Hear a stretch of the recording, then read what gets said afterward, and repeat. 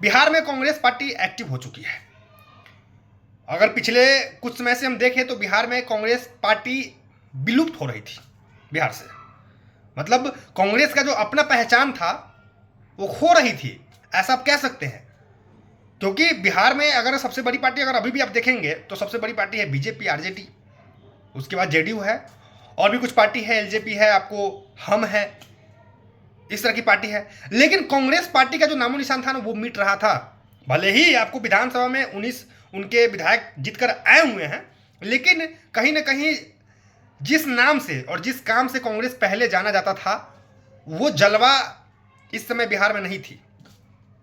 और यही एहसास, इसी चीज का एहसास कांग्रेस के जो अध्यक्ष है मल्लिकार्जुन खड़गे और राहुल गांधी जो बड़े नेता हैं उनको एहसास हुआ कि भाई बिहार से कांग्रेस का पत्ता साफ हो रहा है। तो उन लोगों ने इस पे विचार विमर्श करना शुरू कर दिया और फाइनल रिजल्ट ये निकाला कि भाई बिहार में काम करने की जरूरत है जमीन पे, धरातल पे।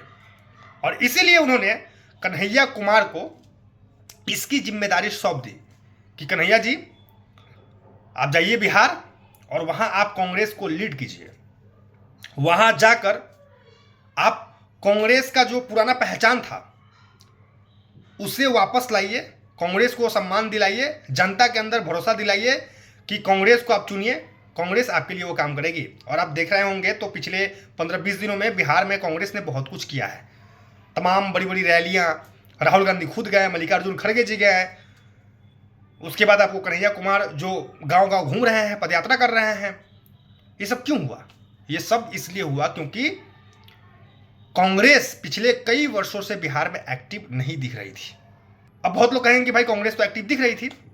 देखिए कांग्रेस एक्टिव थी लेकिन उस तरीके से नहीं थी जिस तरीके से बाकी अदर पार्टियां उसमें काम कर रही है, वहां काम कर रही है। जैसे आरजेडी, जैसे बीजेपी, इनके कार्यकर्ता जमीन से जुड़े हुए हैं और जमीन पे काम कर रहे हैं, धरातल पे काम कर रहे हैं, सब काम कर रहे हैं पार्टी के लिए, पार्टी के जितने लोग हैं। लेकिन कांग्रेस का जो आप ये कह सकते हैं कि जो कांग्रेस जो पार्टी थी वो बिहार में उतनी मजबूत नहीं हो पा रही थी।